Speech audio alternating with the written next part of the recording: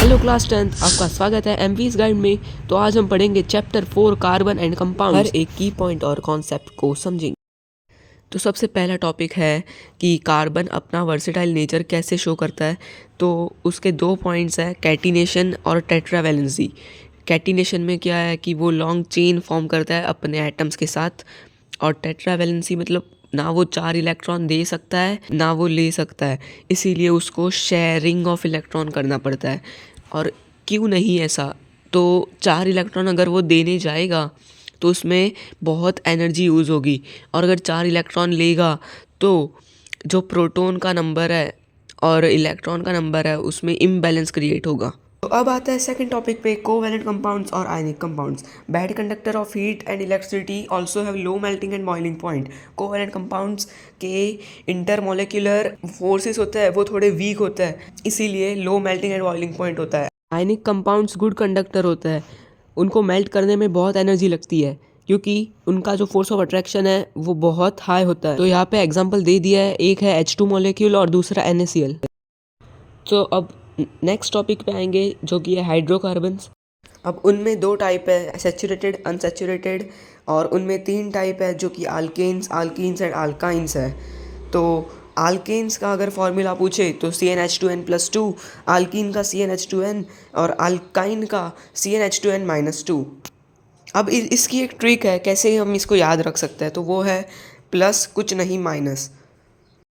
तो अब आते हैं नेक्स्ट टॉपिक पे जो कि है IUPAC, और उसका फुल फॉर्म होता है कि international union of pure and applied chemistry. तो ये क्यों यूज़ किया गया है, क्योंकि सबके कुछ स्टैंडर्ड नेम्स होने चाहिए। अब जो आपको ये चार्ट दिख रहा है उसमें जो मीथेन है, इथेन है, ऐसे जो सब नाम है वो है, उसको IUPAC नेमिंग कहते हैं। तो नेक्स्ट टॉपिक पे आएंगे, होमोलोगस सीरीज़। सबसे इजी टॉपिक है। अब इसमें क्या है, दो कंपाउंड है CH4 C2H6, ये दोनों का डिफरेंस क्या है, CH2। तो एटॉमिक मास जो कार्बन का होता है वो 12 यूनिट्स होता है, हाइड्रोजन का 1 यूनिट होता है। तो मल्टीप्लाई करेंगे और फिर जब सब्ट्रैक्ट करेंगे तो उनका जो डिफरेंस होगा वो 14 यूनिट्स का होगा, CH2 का होगा। तो अब नेक्स्ट टॉपिक है नोमेनक्लेचर। तो उसमें 3 स्टेप्स है। एक पहला स्टेप है select the long chain parent chain, carbon, और फिर कार्बन नंबरिंग करना है। फिर थर्ड में नेमिंग द कंपाउंड, ठीक है, नंबरिंग और फिर नेमिंग। अब नंबरिंग करते वक्त क्या ध्यान में रखेंगे, पहला फंक्शनल ग्रुप होना चाहिए, दूसरा वर्ड रूट, और वर्ड रूट में भी क्या, पहले डबल बॉन्ड होना चाहिए फिर ट्रिपल बॉन्ड होना चाहिए, उसके बाद सब्स्टिट्यूट। फिर नेमिंग करते वक्त सब्स्टिट्यूट, फिर वर्ड रूट, फिर फंक्शनल ग्रुप होना चाहिए। तो यहाँ पे 2 एग्जांपल दे दिया है। सबसे पहले एग्जांपल पे आएंगे। तो ये सबसे पहले यहाँ पे हम लॉन्ग चेन जो है वो है CH3 CH फिर CH2 और फिर CH3, और उसमें अब क्या होता है, जो ब्रांच होती है वो कम नंबर पे आनी चाहिए होती है। तो हमने दोनों साइड से नंबरिंग कर दी 1 2 3 4, और फिर उस साइड से राइट साइड से आएंगे तो 1 2 3 4। लेकिन जो लेफ्ट साइड से हम कर रहे हैं वहाँ पे 2 नंबर पे ब्रांच आ रही है, मतलब कम नंबर है, तो उस साइड से करते तो 3 नंबर पे आती, इसीलिए हम 2 नंबर को चूज़ करेंगे, और वहाँ पे 2 और फिर जो सब्स्टिट्यूट है वो पहले आता है। नेमिंग करते वक्त सब्स्टिट्यूट पहले आता है, तो हमने सब्स्टिट्यूट ले लिया मिथाइल, 2 मिथाइल पेंटेन, क्योंकि 5 कार्बन। तो एक और एग्जांपल दे दिया है। अब आप देख सकते हो कि यहाँ पे ट्रिपल बॉन्ड 1 पे पहले कार्बन पे, तो वहाँ पे लिख दिया 1 आइन। फिर 3 और 4 पे डबल बॉन्ड है, तो वहाँ पे लिख दिया 3 4 इन, सफिक्स लिख देने के बस। और फिर हेप्ट मतलब क्या, 7 कार्बन है, 7 कार्बन वाली चेन है तो 7 मतलब हेप्ट लिख देने का। और 5 मिथाइल, 5 पे मिथाइल है, ठीक है, CH3 5 पे बन रहा है, तो 5 मिथाइल, तो हो गया 5 मिथाइल हेप्ट, 3 4 इन और 1 आइन। तो अब आता है नेक्स्ट टॉपिक पे, तो जो कि है फंक्शनल ग्रुप। तो फर्स्ट है अल्कोहल, और इसमें जो OL है वो हर एक में लगता है, जैसे कि इथेनॉल, मिथेनॉल, सब में जो सफिक्स लगेगा वो OL होता है अल्कोहल में। और OH जो होता है वो इसका फॉर्मूला है अल्कोहल का, ठीक है। तो अब आप देख सकते हैं ए वाला जो एग्जांपल दिया है उसमें OH लगा है, जो पिंक कलर से हाईलाइट किया गया है, तो वो OH है। तो OH मतलब क्या, अल्कोहल, और ऐसे ही वो बनता है मिथेनॉल। तो अब सेकंड पे आएंगे एल्डिहाइड और एल्डिहाइड में जो सफिक्स लगता है वो है AL, और CHO इसका फॉर्मूला है। HCHO जो आपको दिख रहा है पहला A एग्जाम्पल, तो वो है HCHO और वो उसको बोलते हैं मिथेनल। देखो AL लग रहा है सफिक्स सब में, वैसा ही।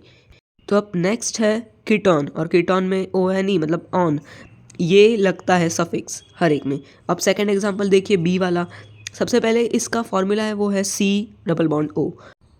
अब जैसे कि आप देख सकते हैं इसका जो बन रहा है वो है CH3COH, ठीक है, तो ये बनता है इथेनॉन, और वैसे ही ऊपर वाला मिथेनॉन। तो अब नेक्स्ट है कार्बोक्सिलिक एसिड, इसमें सफिक्स लगेगा ओइक एसिड और फॉर्मूला है COOH। और अब सबसे पहले हम देखेंगे ए वाला एग्जांपल, तो HCOH तो बनता है मिथेनोइक एसिड, CH3COH तो बनता है इथेनोइक एसिड मतलब एसिडिक एसिड। तो अब नेक्स्ट है हेलो अल्केन, हेलोजीन है, तो हेलोजीन क्या है, फ्लोरो है, क्लोरो है, ब्रोमो, आयोडो है, ये सब क्लोरीन, ब्रोमीन, आयोडीन, फ्लोरीन ऐसा सब है। और इसमें पहला है अगर हम देखेंगे तो मिथेन है, तो मिथेन के आगे क्या लगा है, Cl लगा है, तो Cl लगा है तो क्लोरो आएगा। अब ये प्रीफिक्स है, प्रीफिक्स क्या है, प्रीफिक्स है, इसलिए क्लोरोमिथेन। और अब नीचे आएंगे तो सेकंड पे क्लोरो है और 3 कार्बन है तो प्रोपेन आ गया, 2 क्लोरोप्रोपेन।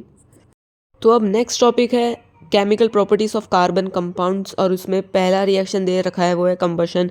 तो कंबशन में देखो फर्स्ट एग्जांपल है C+O2 give CO2 plus heat plus light, ठीक है। तो अब ये वाला जो रिएक्शन है इसमें हर बार हीट और लाइट रिलीज़ होती है, लार्ज अमाउंट ऑफ हीट और लाइट रिलीज़ होती है। और सेकेंड एग्जांपल में दे रखा है CH4+O2 give CO2 plus H2O plus heat and light. देखो हीट एंड लाइट तो सब में बनेगा और CO2 भी बनेगा। नेक्स्ट रिएक्शन है ऑक्सीडेशन रिएक्शन, और एकदम ईजी रिएक्शन है, इसमें कुछ है नहीं। इथेनॉल को कन्वर्ट करके इथेनोइक एसिड बनता है, ठीक है। ऐसे ही कन्वर्ट नहीं होगा, कुछ ऐड करना पड़ेगा। ऐड क्या करेंगे, अल्केलाइन KMnO4 या फिर एसिडिफाइड K2CrO7, इन दोनों में से कुछ एक ऐड करना पड़ेगा। और इन दोनों का काम क्या है, वो हेल्प करता है, या फिर हम ऐसा कह सकते हैं वो ऑक्सीडाइज कर रहा है अल्कोहल को, और फिर उससे एसिड बनता है, मतलब एडिंग ऑक्सीजन, इनका काम है ऑक्सीजन ऐड करना, ये अल्केलाइन KMnO4 और एसिडिफाइड K2CrO7, इसीलिए उनको बोलते हैं ऑक्सीडाइजिंग एजेंट्स। अब नेक्स्ट रिएक्शन है एडिशन रिएक्शन। अब इसका की पॉइंट क्या है, अनसैचुरेटेड से सैचुरेटेड हाइड्रोकार्बन बनाता है, लेकिन हमने देखा है पिछले रिएक्शन में कुछ ऐड करना पड़ता है तभी रिएक्शन होती है। इसमें ऐड क्या करना है, कैटेलिस्ट ऐड करना है। क्या है वो, निकल या फिर पैलेडियम, इन दोनों में से कुछ एक डाल सकता है। अब पहले वाले में ऑक्सीडेशन था, मतलब ऑक्सीडाइजिंग एजेंट थे वो दोनों।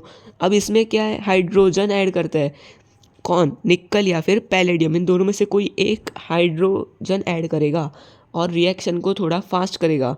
और ऐसा करने पर अनसैचुरेटेड हाइड्रोकार्बन सैचुरेटेड हाइड्रोकार्बन में चेंज हो जाते हैं।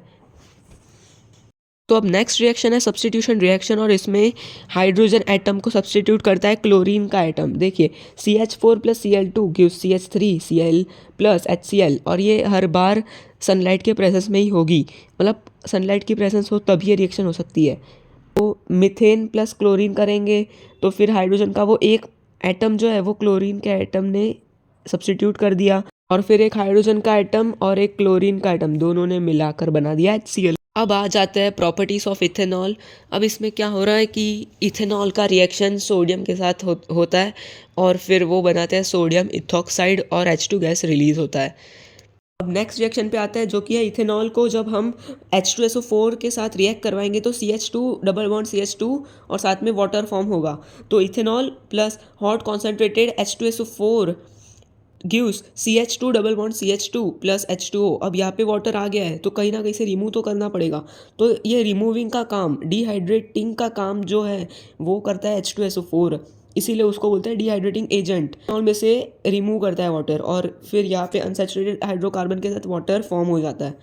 तो अब टॉपिक है प्रॉपर्टीज़ ऑफ इथेनोइक एसिड। देखो 5 से 6 बातें हैं जो हमें याद रखनी है। एक तो इथेनोइक एसिड को कॉमनली एसिडिक एसिड बोलते हैं। 5 to 8% solution of acidic acid जब हम वाटर में डिसॉल्व करते हैं तो विनेगर बनता है। विनेगर को हम प्रिजर्वेटिव के तरीके से पिकल्स में यूज़ करते हैं।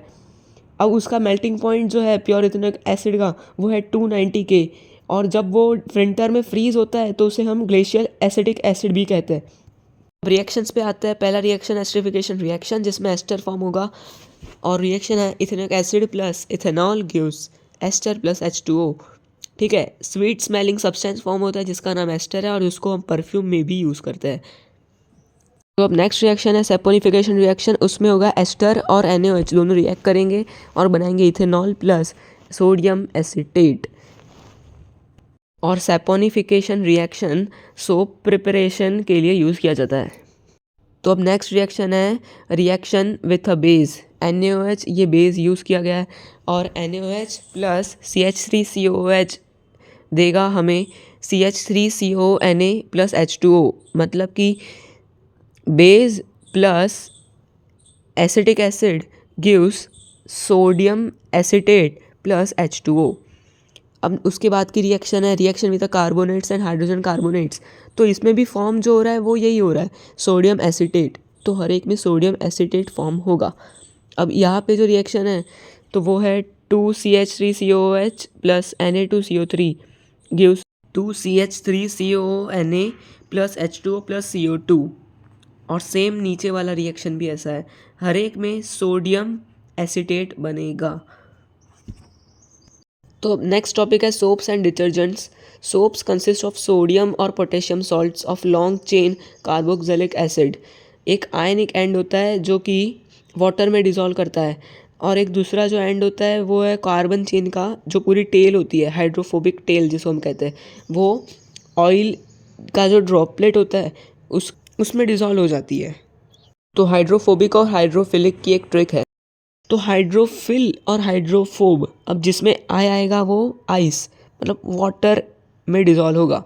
तो हाइड्रोफिल में आई आ रहा है, ठीक है, हाइड्रोफोब में नहीं आ रहा।